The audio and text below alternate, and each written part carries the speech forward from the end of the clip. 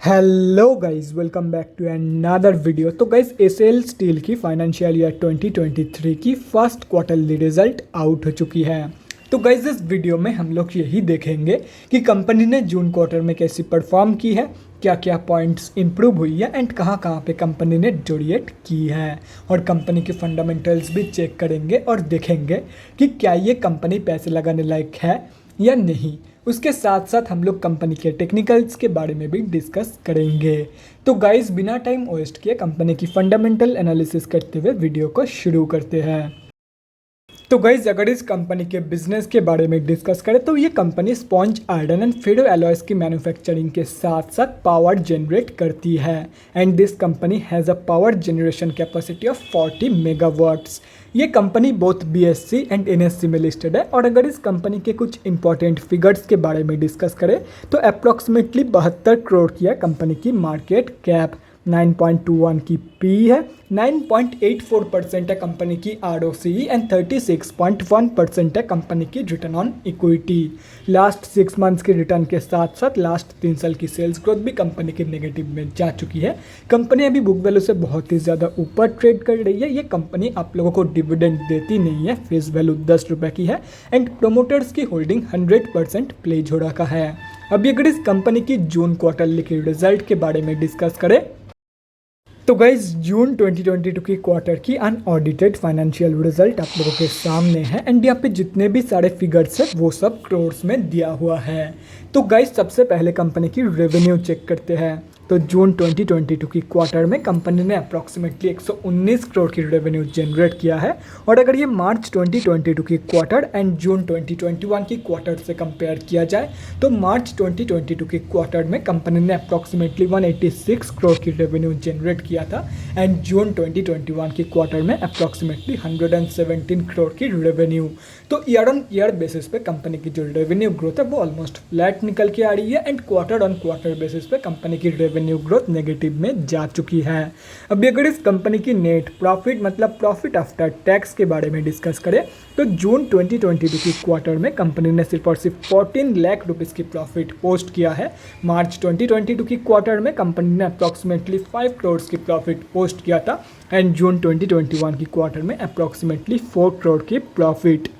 तो guys, company की जो प्रॉफिट ग्रोथ है वो both year on year basis पे and quarter on quarter basis पे दोनों में ही नेगेटिव में जा चुकी है and specially year on year basis पे कंपनी की जो इनकम ग्रोथ थी वो ऑलमोस्ट फ्लैट थी, लेकिन प्रॉफिट ग्रोथ नेगेटिव में जा चुकी है। हाफ से भी कम प्रॉफिट कंपनी ने पोस्ट किया है इन जून 2022 की quarter compare to June 2021 and ये सिर्फ और सिर्फ कंपनी की हाई एक्सपेंसेस की वजह से हुआ, जैसे कि यहाँ पे आप लोग देख सकते हो एंड प्रॉफिट बिफोर टैक्स में भी आप लोग यहाँ पे देख सकते हो। मतलब कंपनी की जो प्रॉफिट मार्जिन है वो रिड्यूस हो चुकी है इन जून 2022 की क्वार्टर कंपेयर टू जून 2021। अभी अगर कंपनी की ईपीएस मतलब अर्निंग पर शेयर के बारे में डिस्कस करें तो ईपीएस की जो ग्रोथ है वो भी प्रॉफिट ग्रोथ की तरह ही है। ये ग्रोथ भी कंपनी की both year on year basis पे and quarter on quarter basis पे दोनों में ही नेगेटिव में जा चुकी है। तो अगर ओवरऑल देखा जाए तो जून 2022 की क्वार्टर में सिर्फ और सिर्फ कंपनी ने एक ही जगह पे हल्का सा पॉजिटिव ग्रोथ दिखाई है एंड वो है ईयर ऑन ईयर बेसिस की इनकम ग्रोथ। बाकी हर एक जगह पे कंपनी ने नेगेटिव में ही ग्रोथ दिखाई है, चाहे वो इन टर्म्स ऑफ रेवेन्यू हो, इन टर्म्स ऑफ प्रॉफिट हो, ईपीएस हो या फिर मार्जिन हो। तो ओवरऑल जो जून क्वार्टर की रिजल्ट निकल के आई है वो बहुत ही ज़्यादा वीक निकल के आई है।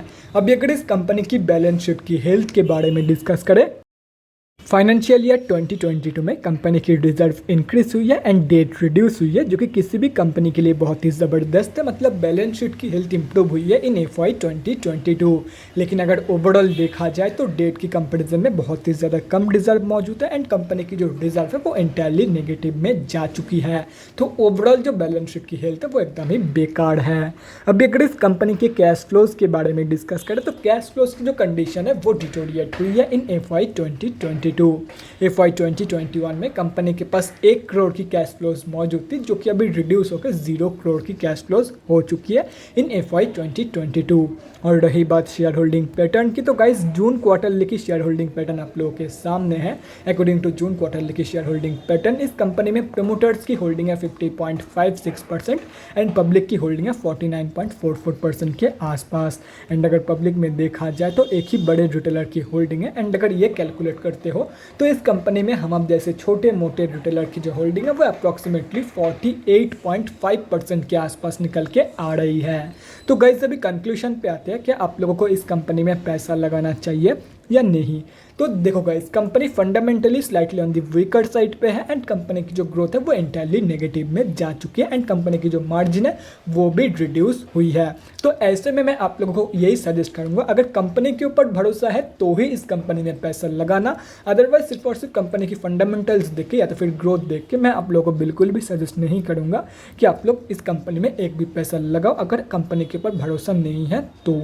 अभी अगर इस कंपनी के टेक्निकल्स के बारे में डिस्कस करें तो गाइज यहाँ पे हम लोग आ चुके हैं NSE के डेली चार्ट पे एंड पहले क्लियर कर देता हूँ कि ये कंपनी स्विंग ट्रेडर्स के लिए नहीं है एंड ये मैं इसीलिए बोल रहा हूँ कि वो कंपनी मैक्सिमम टाइम एक ही रेंज के अंदर कंसोलिडेट करती है एंड अगर कंपनी कभी अप मूवमेंट दिखाती भी है तो मैक्सिमम टाइम ये कंपनी सर्किट में ही क्लोज करती है, मतलब अपर सर्किट में ही ऊपर जाती है, जैसे कि यहाँ पे आप लोग देख सकते हो। तो ये एक आइडियल कंपनी नहीं है स्विंग ट्रेडर्स के लिए, तो इसीलिए मैं आप लोग को यही सजेस्ट करूँगा, simply stay away from this company अगर आप लोग स्विंग ट्रेडर हो तो। और रही बात जो लोग लॉन्ग टर्म के लिए एंट्री प्लानिंग कर रहे हैं उन लोगों को यहाँ पे एंट्री लेनी चाहिए। तो देखो गाइस, कंपनी अभी जहाँ पे ट्रेड कर रही है ये एक इंपॉर्टेंट सपोर्ट बेस है कंपनी के लिए, तो आप लोग डेफिनेटली करंट मार्केट प्राइस के आसपास इस कंपनी में लॉन्ग टर्म के लिए एंट्री प्लानिंग कर सकते हो। और रही बात शॉर्ट टर्म ट्रेडर्स की, तो देखो गाइस, कंपनी अभी अपनी 200 मूविंग एवरेज से बहुत ही ज़्यादा नीचे ट्रेड कर रही है, मतलब कंपनी अभी ऑफिशियली डाउन ट्रेंड में है। तो जब तक ये कंपनी 200 मूविंग एवरेज के नीचे रहेगी तब तक आप लोगों को इस कंपनी में कोई भी शॉर्ट टर्म ट्रेड प्लान नहीं करना है। एक बार इस कंपनी को सक्सेसफुली डेली बेसिस पे 200 मूविंग एवरेज के ऊपर क्लोजिंग करने दो, उसके बाद ही शॉर्ट टर्म ट्रेड प्लान करना इन दिस कंपनी। तो guys that's it for this video, अगले वीडियो में मिलते हैं गाइज। Thanks for watching. और गाइज अगर आप लोगों के मन में कोई भी डाउट या क्वेरी रहती है स्टॉक मार्केट या किसी भी स्टॉक से रिलेटेड तो कमेंट सेक्शन में कमेंट करके मुझसे पूछ सकते हो, या तो फिर मेरे इंस्टाग्राम का लिंक आप लोगों को डिस्क्रिप्शन बॉक्स में मिल जाएगा, जाके वहाँ पर भी मुझे DM कर सकते हो for an one on one conversation. Thanks again for watching guys, bye guys and definitely guys stay safe.